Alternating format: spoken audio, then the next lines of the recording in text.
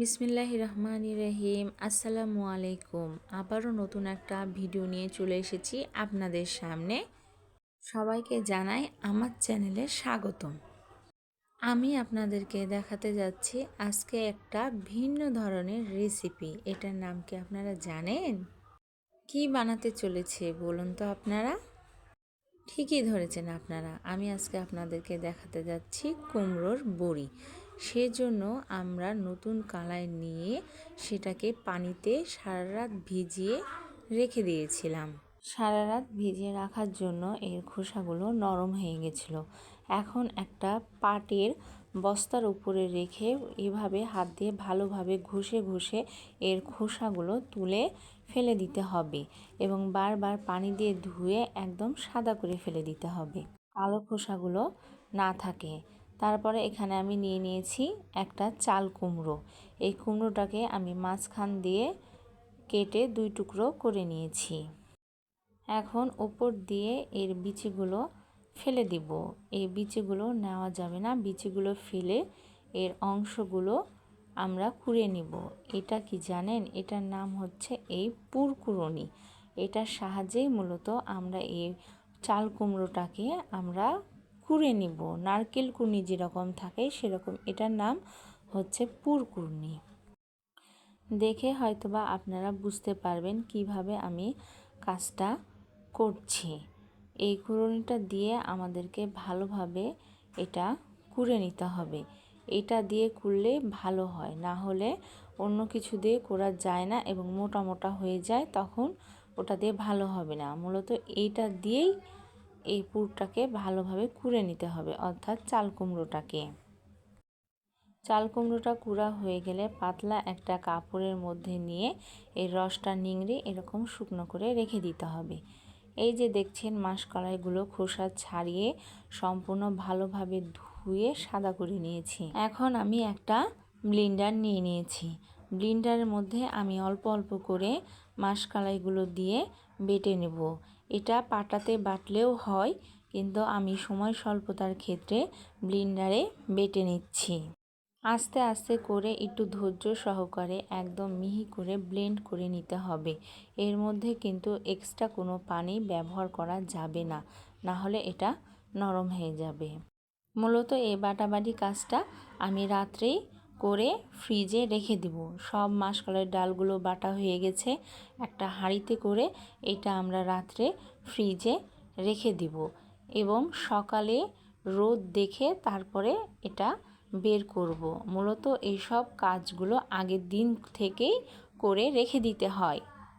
মাসকলাই ধোয়া, চাল কুমড়ো কুড়া, সেটাকে পাতলা কাপড়ে ছেঁকে শুকনো করে নেওয়া, এগুলো সব আগের দিন থেকেই করে রাখতে হয়। এই দেখুন সকালের আবহাওয়াটা মাশাআল্লাহ আমাদের অনেক সুন্দর হয়ে আছে এবং রোদও উঠছে। এরকম আবহাওয়া দেখে বড়িটা বসাতে হবে, না হলে রোদ না পেলে আপনার বড়িটা সম্পূর্ণই নষ্ট হয়ে যাবে। রোদ দেখে তারপরে এটা তৈরি করতে বসতে হবে। এই যে দেখুন পানি ঝরানো শুকনো চাল কুমড়োগুলো, এর মধ্যে কিন্তু কোনো পানি নাই, একদম শুকনো করে আমরা এটা পাতলা কাপড়ে ছেঁকে নিয়েছি। দেখে হয়তো আপনারা বুঝতে পারছেন। এখন এই চাল কুমড়োগুলো এই ডালের মিশ্রণের মধ্যে আমরা দিয়ে দিব। সব চাল কুমড়োগুলো দিয়ে এখন আমরা ডালগুলো ভালোভাবে মাখিয়ে নেব। তার আগে এর মধ্যে দিয়ে দিচ্ছি আমরা কালো জিরা। এটা দেখতে ভালো লাগে এবং একটু স্বাদের জন্য আমরা এই কালো জিরাটা ব্যবহার করছি। এখন এই কালো জিরাগুলো দিয়ে ডালের মিশ্রণটাকে ভালোভাবে মেখে নেব। সবচেয়ে মূল বিষয় হচ্ছে এই জিনিসটা ফেটা। যতক্ষণ না এই বড়ির মিশ্রণটা ভালোভাবে ফেটে হালকা হবে ততক্ষণ পর্যন্ত আপনি বড়ি বসাতে পারবেন না। আমার এখানে অনেকটা পরিমাণ ডাল আছে, একসঙ্গে এতগুলো ডাল ফেটা সম্ভব না, সেই জন্য আমরা অল্প অল্প করে ফেটে নিচ্ছি যেন আমাদের ফেটাটা ভালো হয়। আলাদা আলাদা পাত্রে আমরা অল্প অল্প করে নিয়ে ভালোভাবে হাত দিয়ে ফেটে নেব। এই কাজটা অনেকক্ষণ সময় নিয়ে ধৈর্য ধরে করতে হবে, না হলে আপনার বড়িটাও ভালো হবে না। যত বেশি ভালোভাবে মাখানো হবে, ফেটা হবে তত ভালো আপনার বড়িটা হবে, বড়িটা ফুলবে, বড়িটা রান্না করলে সহজে গলে যাবে। এই মিশ্রণটা মাখানোর মধ্যেই সব কিছু। এটা অনেকক্ষণ সময় ধরে আপনাকে ফেটে ফেটে হালকা করে নিতে হবে এবং এইটা হালকা হয়েছে কিনা সেটাও কিন্তু আপনাকে পরীক্ষা করে দেখে নিতে হবে। যখন আপনার কাছে মনে হবে যে হ্যাঁ আমার ফেটা হয়ে গেছে, তখন আপনি একটা পাত্রে পানি নেবেন এবং সেই ফেটানো মিশ্রণ থেকে অল্প একটু মিশ্রণ সেই পানির মধ্যে দিয়ে দিবেন। দেখবেন সেটা ডুবছে কিনা না ভেসে উঠেছে। আমার মিশ্রণটা কিন্তু ভেসে উঠেছে, তার মানে এটা ফেটা হয়ে গেছে। অন্য জায়গা থেকে আমি আরেকটা মিশ্রণ নিলাম যেটা ফেটা হয়নি, সেটাও একই পাত্রে দিলাম, দেখুন ডুবে গেছে, কারণ এটা আমি ফেটিনি। আর আরেকটা মিশ্রণ ফেটা হয়ে গেছে, সেজন্য সেটা উপরে ভেসে উঠেছে, তার মানে এটা আমার ভালোভাবেই ফেটা হয়েছে। এখনই আপনাকে বুঝতে হবে আপনার বড়ি বসানোর জন্য মিশ্রণটি পারফেক্টভাবে তৈরি হয়ে গেছে।